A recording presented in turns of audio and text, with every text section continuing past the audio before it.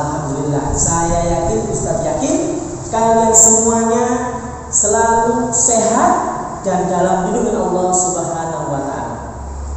Baik anak-anak, pagi hari ini kita akan belajar bersama Ustaz.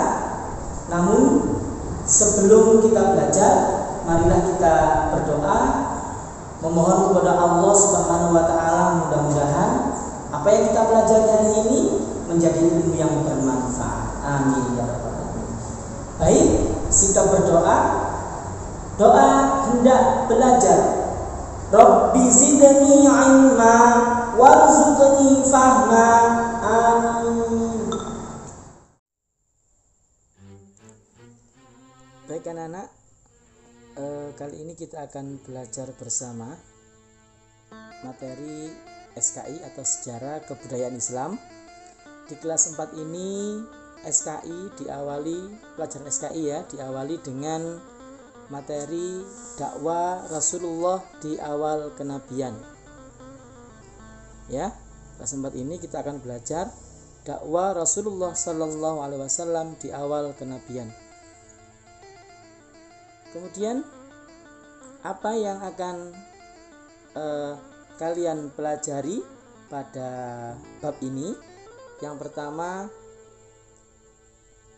yakni setelah mempelajari bab ini, kalian mampu satu, meyakini kebenaran dari Allah Subhanahu wa taala walaupun banyak tantangan yang harus dihadapi sebagai implementasi nilai-nilai dakwah Rasulullah sallallahu alaihi wasallam di tahun awal-awal kenabian. Yang kedua, bersikap tabah menghadapi cobaan dalam menyampaikan kebenaran sebagai bentuk meneladani ketabahan Nabi Muhammad sallallahu alaihi wasallam dan para sahabat dalam berdakwah. Kemudian yang ketiga, mengetahui contoh-contoh ketabahan Nabi Muhammad sallallahu alaihi wasallam dan para sahabat dalam berdakwah. Dan yang keempat, kalian nanti akan mampu menceritakan ketabahan Nabi Muhammad sallallahu alaihi wasallam dan sahabat dalam berdakwah. Baik anak-anak, kemudian yang pertama kita akan membahas tentang perintah dakwah.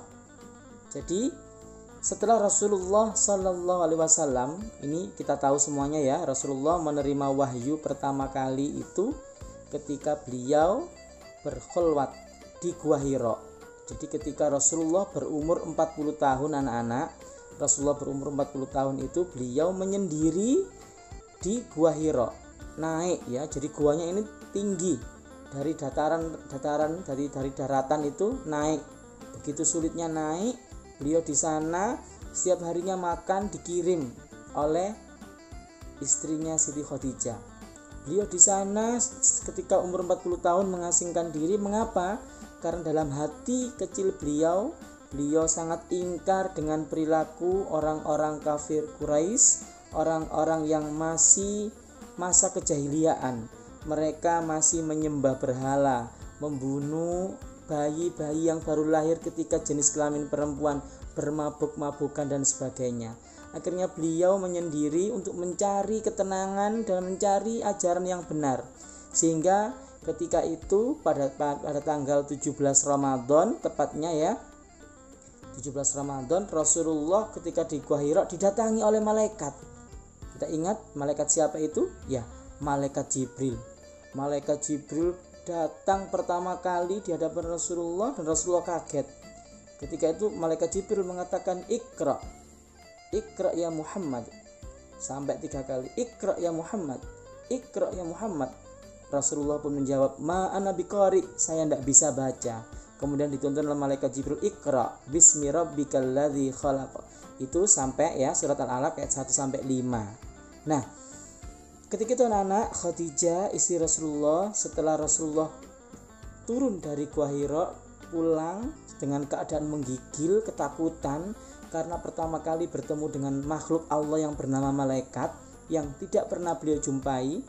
Akhirnya Siti Khadijah pun dikasih cerita oleh Rasulullah. Rasulullah bercerita kepada Khadijah, dan ketika mendengar cerita tersebut, Khadijah pun teringat akan seorang pamannya ya, yang bernama Warokoh. Beliau ini adalah paman Siti Khadijah. Akhirnya Siti Khadijah pun bergegas ke rumah paman Siti Khadijah yang bernama Warokoh tersebut untuk menceritakan kejadian yang dialami Rasulullah SAW. Kemudian siapakah Warokoh ini? Nah, Warokoh bin Naufal namanya ya.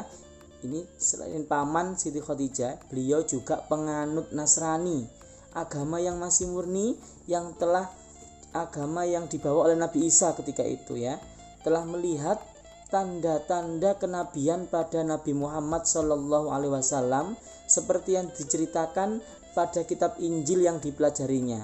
Jadi ketika Khadijah menceritakan kejadian yang dialami Rasulullah kepada pamannya Warokoh, kemudian pamannya pun menyimpulkan, wah, ini seperti yang diceritakan bahwa nanti akan datang seorang nabi yang diutus oleh Allah dengan ciri-ciri seperti ini. Satu, diberi ada malaikat turun memberikan wahyu dan sebagainya. Akhirnya anak-anak, Khadijah pun kembali pulang menemui Rasulullah SAW.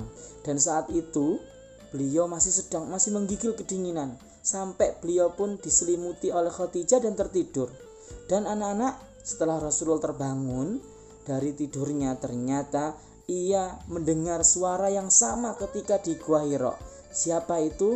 Yakni suara malaikat Jibril seraya menyampaikan wahyu surat Al-Mudaththir ayat 1 sampai 7 ya, di juz 29 itu ya.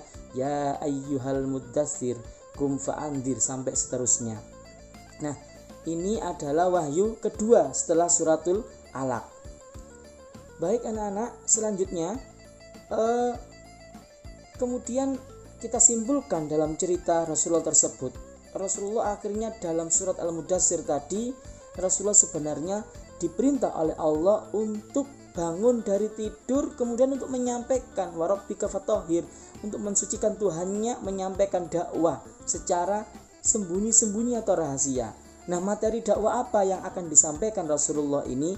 Yang pertama adalah isinya adalah mengajak kepada manusia untuk menyembah Allah Subhanahu wa taala saja dan meninggalkan berhala. Jadi anak-anak, misi Rasulullah untuk berdakwah ketika mendapatkan wahyu ini adalah mengajak manusia untuk bertaubat, untuk meninggalkan berhala. Kita tahu ada berhala yang besar di Ka'bah ketika itu ya, yang ditaruh oleh orang-orang kafir Quraisy, ada Mana, Lata, Uzza.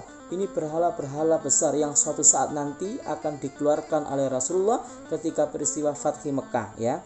Ini akan dihancurkan oleh Rasulullah.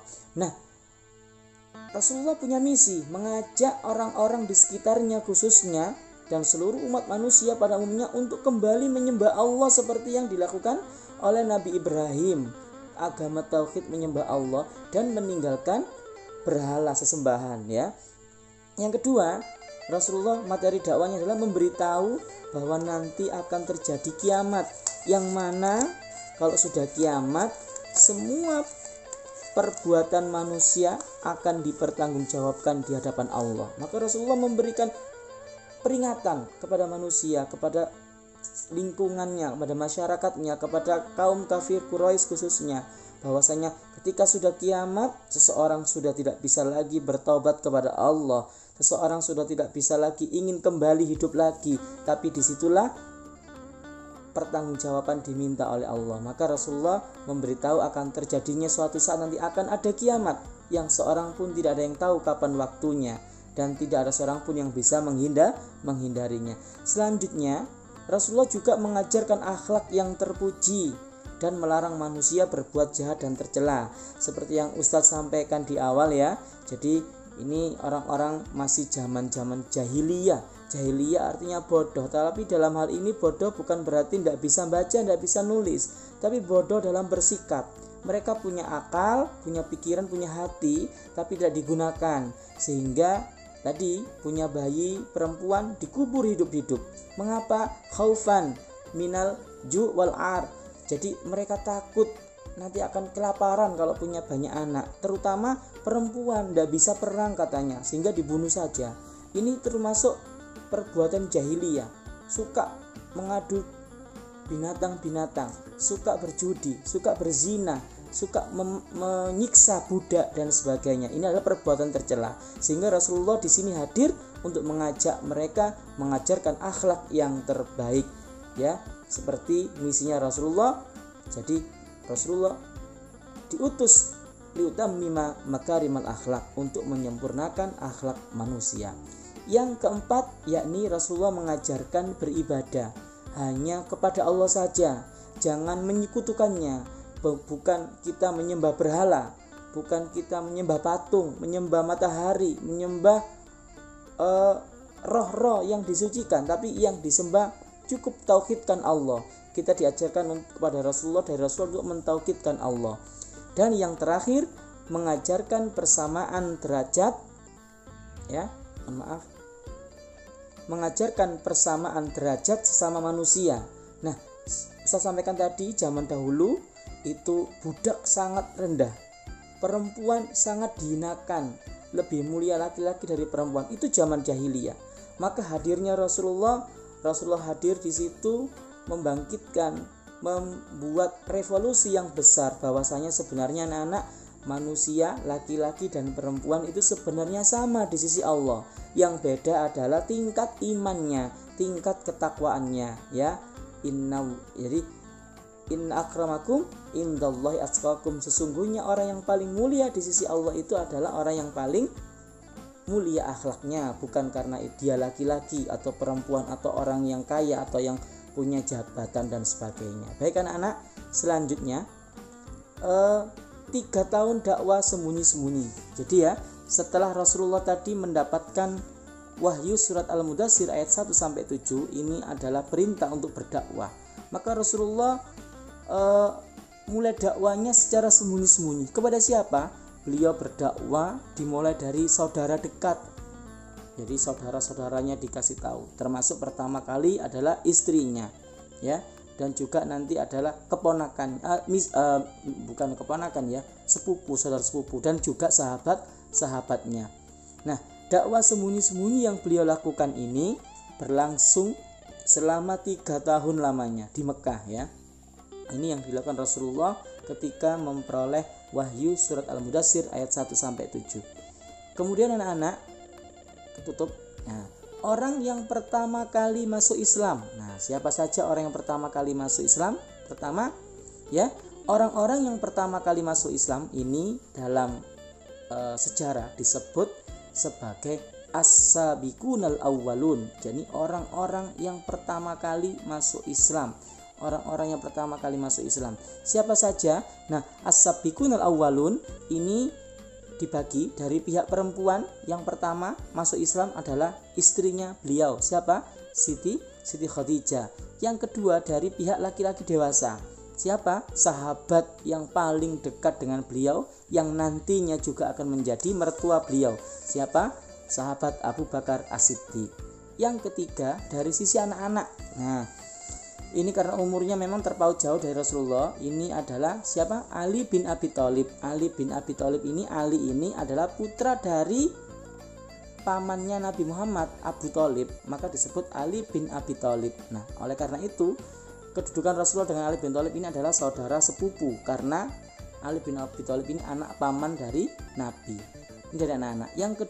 Yang keempat adalah dari sisi budak, yakni Zaid bin Harisah, yang kemudian nanti Rasulullah akan membebaskan Zaid bin Harisah dari budak dan diangkat oleh Rasulullah menjadi anak angkat beliau. Ini adalah dari as-sabiqunal awwalun. Kemudian anak-anak, selama 3 tahun ini, jadi bersama sahabat Abu Bakar dan termasuk Zaid bin Harisah, Siti Khadijah, termasuk Ali bin Abi Thalib, Rasulullah telah berhasil mengajak 24 laki-laki dan 7 perempuan, selain yang 4 tadi ya, untuk masuk Islam. Alhamdulillah, selama 3 tahun hanya dapat 24 laki-laki dan 7 perempuan yang mau memeluk agama Islam.